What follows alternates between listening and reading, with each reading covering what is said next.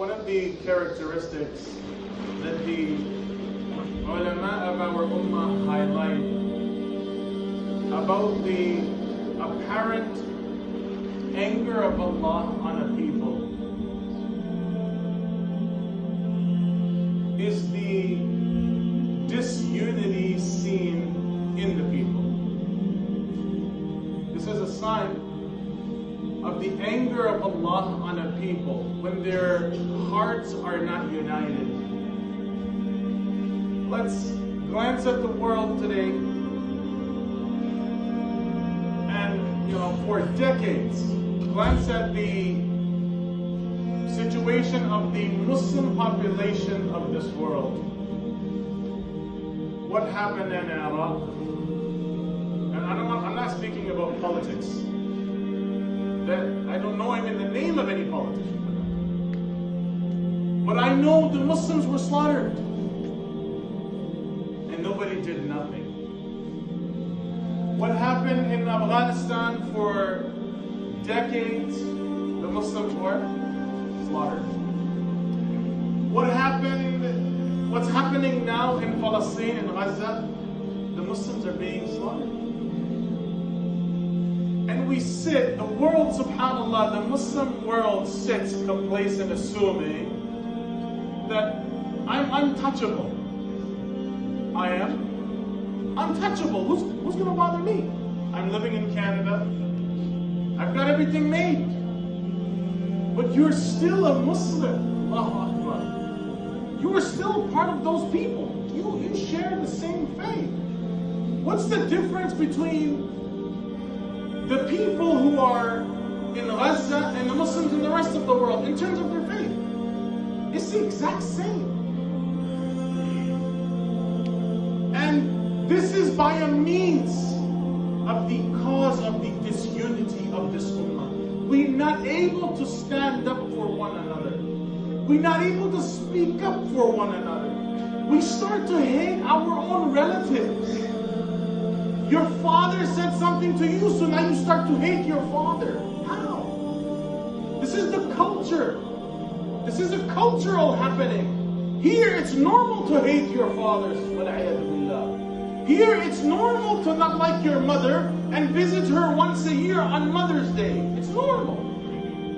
And subhanAllah, the Muslim ummah is following in that same footsteps. It's following in those same footsteps of disunity. We even starting to be disunited in our family circles where we are obliged to stay connected. The ties of kinship. The Prophet ﷺ mentions in a hadith, someone who breaks the ties of kinship, Allah actually, because of a means of that, would shorten their lifespan inside of this dunya. It's such a hated and looked down upon action because once you dismantle the family institution, remove the unity from within the family, then where does it go? Then all the people in the community once upon a time had a family, and this disunity ripped them apart. Now what's happening, that's translating on a brotherly level and a sisterly level where the ummah now is once again ripping each other apart simply because we're following that same theme. We did it in our family. Who the heck are these people? If you're able to yell at your father, you're able to disrespect your mother, you're able to break the ties of your uncles and your aunts and your cousins and your nephews and your nieces, who are the regular people sitting beside you in the house of Allah? Allahu Akbar. At this time of year, in the month of Sha'ban, obviously this is building up to the month of Ramadan, and some of the actions that Rasulullah sallallahu alayhi wa sallam maintained in these months. I'm going to share a hadith from Bukhari and Muslim rahimahumullah, where on the authority of Aisha radiallahu anha, she says, ما رأيت رسول الله صلى الله عليه وسلم استكمل صيام شهر قط إلا رمضان. There is no month the Prophet ﷺ fasted the entire month other than Ramadan. وما رأيته في شهر أكثر صياما منه في شعبان. And outside of Ramadan, he fasted the most in the month of Sha'ban. And we are in this month now. So it's a sunnah of the Prophet ﷺ to fast in the month of Sha'ban too. In another hadith, we find Usama radiallahu anhu, he says, قال لرسول الله صلى الله عليه وسلم, that it was said to the Prophet ﷺ, لما أراك تصوم من شهر من الشهور? Why is it that we don't see you fasting in other months like you fast in the month of Sha'ban? He replied, ذاك شهر يغفل الناس عنه بين رجب ورمضان. This is a month between Rajab and Ramadan. Sha'ban is a month between, and people become complacent and unaware of their worship in this month. وهو شهر. Now this is the point here. وهو شهر ترفع فيه الأعمال إلى رب العالمين. This is the month in which the actions of the servants of Allah are presented to the Creator of the world. فأحب أن يرفع عملي وأنا صائم. I love for my actions to be presented to Allah while I'm in a state of fast. So the Prophet ﷺ is fasting here. Now, our actions being presented to Allah, Allah is now seeing our actions. It's not like He didn't see before, but they're being presented to Him. Now, how does Allah respond to the sight of the actions of our ummah? How? The hadith says, on the 15th of Sha'ban, Allah forgives all of the people. Allah forgives all of the people with an exception. There's an exemption. There is a category of people He does not forgive. And that is, وَيَدَعُ أَهْلَ الْحِقْدِ بِحِقْدِهِمْ. Allah does not forgive people who have hatred inside of their hearts. Allah leaves them in their hatred. Imagine now. Imagine building up to the month of Ramadan. What is the Prophet ﷺ teaching? Clean your hearts from the hatred if there is anything within. Start with your family members. How hard is it to ask for forgiveness? It's become so hard. The ayat of Quran say, الَّذِينَ إِذَا ذُكِرَ اللَّهُ وَجِلَتْ قُلُوبُهُمْ. When the ayat of the Quran are recited, their hearts, they tremble out of fear, they become soft, they become humble. What happened to us today? We think it's a sign of toughness when we do not cry, particularly the men. We assume, no, I'm a man, I cannot cry. I'm a man, how can I say sorry to my wife? I'm a man, how can I say sorry to my father? You have children today. They claim, I'm a man now. I've got some hair on my chest. How can I say sorry to my father? I'm a man, I have some manhood and dignity. Allahu Akbar, what happened? What happened? How easy it is. How worrisome was Rasulullah of the rights of the people in the surroundings. Particularly starting with the kinship, with the people closest to you in your homes. So working up to the month of Ramadan, connect with the people in your homes. Ask them for forgiveness. Ask them how you can better yourself. By Allah, imagine we're in a situation where we think we are complete. We think we are complete. You've actually sealed the growth out of your system if you think you're complete. We've assumed, no, I'm complete. My akhlaq are the best, my salawat are the best, my huquq al-ibad are the best, my rights of Allah are the best. I'm complete. Allahu Akbar. What happened to us? Once you are of the assumption that you are complete, then what happens? How will you ever grow? How will someone tell you, hey, my husband, you should not do this, you should do this. My wife, you should have not done this, you should have done it like this. My son or my father, you should have done it like this, you should have not done it like this. No, there is no growth. I am complete. How dare you, I'm the man. This breeds hatred. Ask each other for forgiveness. Ask each other to forgive each other for the sake of Allah. You know, I'm going to share a story of a sahabi of Rasulullah sallallahu alayhi wa sallam, Bilal ibn Rabah radiyallahu anhu. There was a sahabi, this is an authentic hadith too. I'm forgetting his name, Allahu a'lam. He called Bilal radiyallahu, he told him, Ibn Sawda, or the son of a black. Bilal radiyallahu anhu was black, that was his color. But what did he say? He said it like a slur. He said, Ibn al-Sawda. Allahu Akbar, Bilal is offended.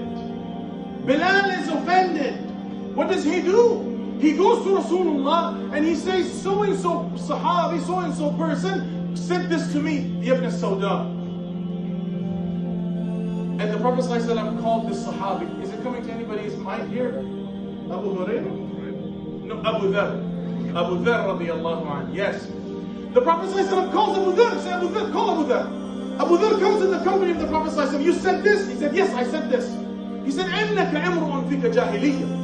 You're breeding ignorance. And look at the response of Abu Dhar. He's a great Sahabi of the Prophet ﷺ. What was his response? The hadith says he fell to the ground. He put his head on the ground and he said, Bilal, you stomp on my face. Today I want you to do what? You do what? You stomp on my face, you step on my face. Out of the humility that I have caused. This is my punishment here. And imagine if this was one of us, we would have started jumping on his head, put him in a coma. Yes, I got him. Maybe that will get me Jannah. Abu Dhar, that's what he's doing. What does Bilal do? Bilal lifts him up and kisses him on his face. Imagine, he made a racial slur. He made a mistake. It happens to the best of us. And when it came to the response, look at the response of Bilal radiallahu anhu. He forgave for the sake of Allah. Allahu Akbar. The Prophet ﷺ is sitting. And he tells the Sahaba, يَطْلُعُ عَلَيْكُمُ الْآنَ رَجُلٌ مِّنْ أَهْلِ الْجَنَّةِ. Someone is going to come, this person is from the people of Jannah. The Sahaba, they highlight, there was a Sahabi that walked in. قَدْ تَنْطِفُ لِحْيَتَهُ مِنْ وَضُوئِهِ. His beard was flowing because of the leftover water from wudu. He had his footwear in his left hand. Imagine the humility. And he's walking inside of the masjid and the Prophet and Sahaba are looking, oh my goodness, this person is guaranteed Jannah. The next day, the Prophet ﷺ is sitting once again and he says, يَطْلُعُ عَلَيْكُمُ الْآنَ رَجُلٌ مِّنْ أَهْلِ الْجَنَّةِ. A person from the people of Jannah is coming. The third day happens and that same person walks in 3 days consecutively. The Sahaba, Anas ibn Malik narrates this hadith. The Sahaba, Abdullah ibn Amr, he says, I was concerned, how is it that this person is guaranteed Jannah? I want to be that person too. I want to know what he is doing so I can do it too.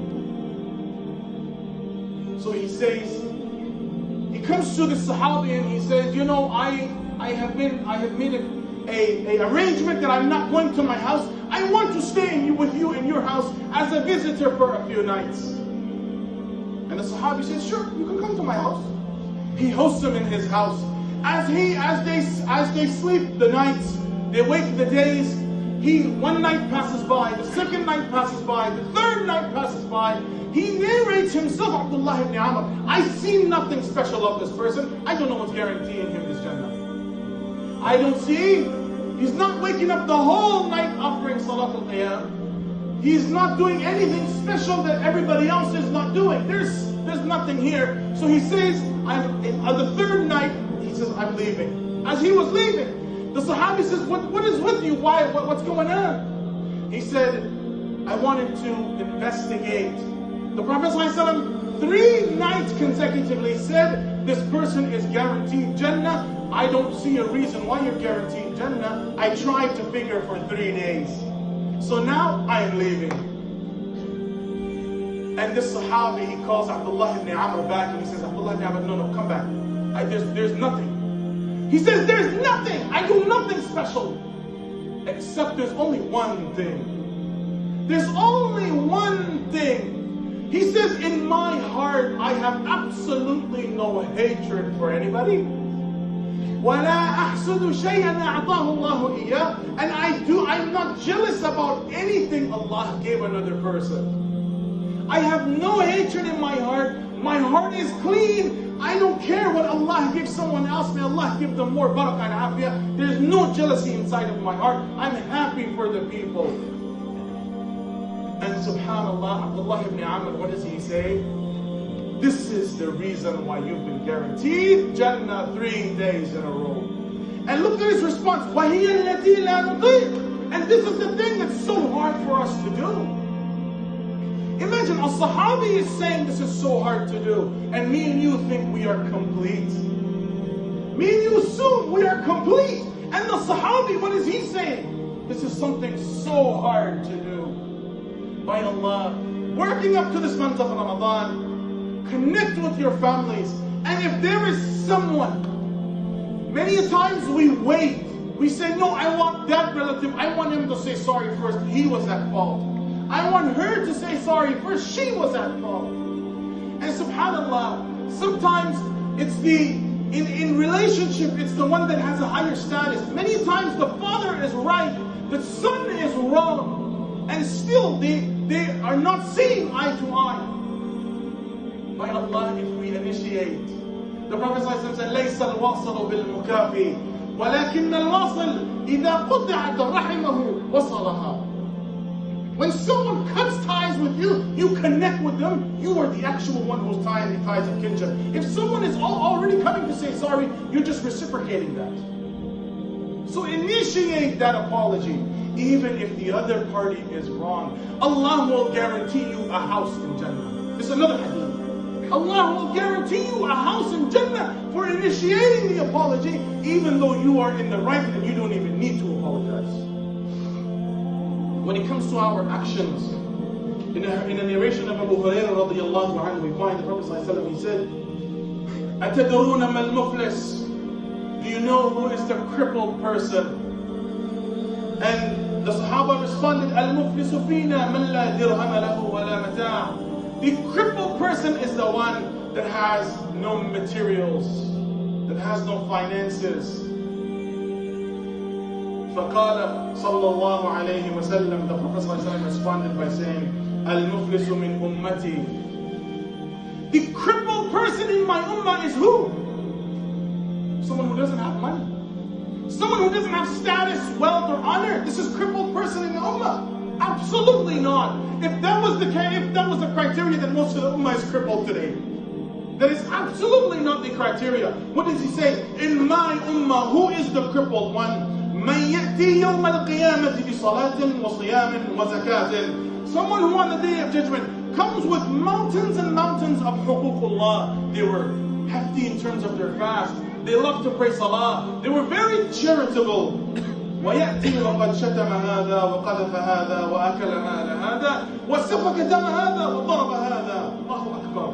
But they have all of these good deeds in terms of the rights of Allah. But when it comes to the rights of the creation of Allah, they were probably the worst person. They were cursing, they were cheating, they were dishonoring, they were breaking the ties of kinship, they were hurting people. And the Prophet ﷺ says, why is this person crippled? Because now these good deeds of this person, all of that hard work, you got out of your bed in the morning for Fajr, or maybe for Qiyam al-Layl. It was freezing cold. You did wudu, you stood in the Musalla, you offered your Fajr Salah, you prayed your Fajr Salah, and then you sat on the breakfast table backbiting the creation of Allah. What happened to us?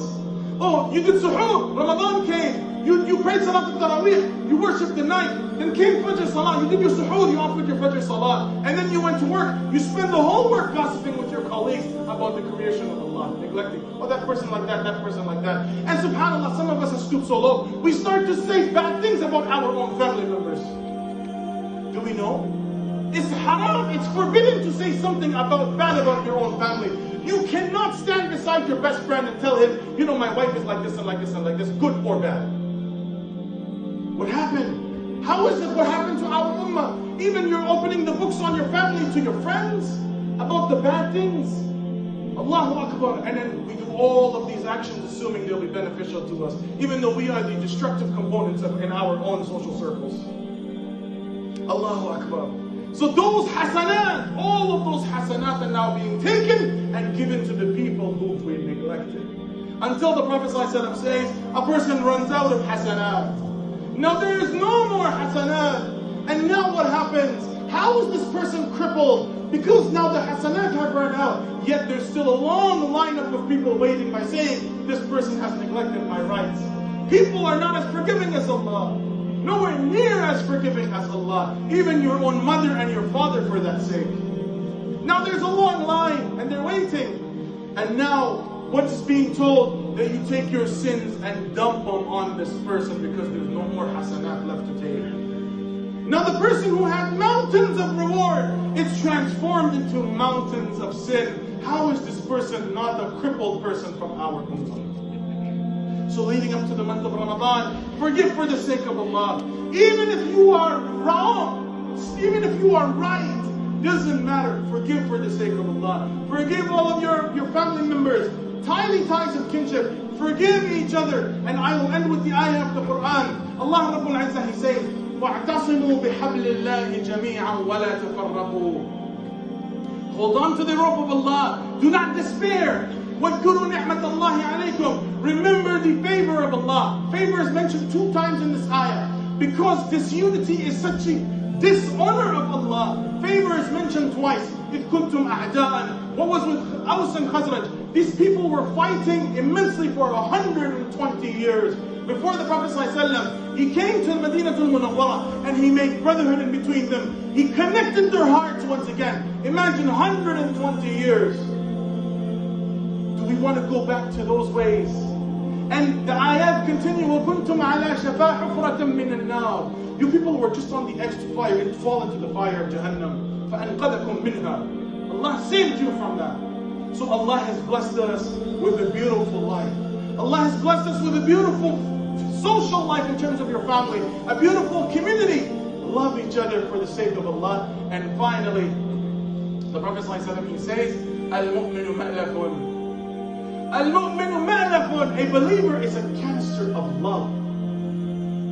A mu'min is what? Is a canister of love. Ismul makan. وَلَا خَيْرَ فِي مَنْ لَا يَأْلَفْ وَلَا يُؤْلَفْ. There is there is no good in someone that does not love and is not beloved. Love the people and become beloved of the people, so that when we pass from this world, مَاتَ قَوْمٌ وَمَا مَاتَتْ مَكَارِمُهُمْ, as the poet says, وَعَاشَ قَوْمٌ وَهُمْ فِي النَّاسِ أَمْوَاتٌ. People have died. Many people have died. But yet their legacies are still alive. Who are they? The wealthy. Who are they? The wealthy? Who are they? The ones who have the big, big houses and big, big fancy cars. Who are they? Are they remembered? No. The people who live the life of legacy, the life of the Prophet ﷺ, the way he lived, the life of the love of Allah and the love of the Messenger of Allah. These are the people that are remembered. وَعَاشَ قَوْمٌ. And there are some people, they live in the life, وَهُمْ فِي النَّاسِ أَمْوَاتٌ, but they are like the walking dead. We ask of Allah that He brings our hearts to life. He makes us love everyone and increases love inside of our hearts.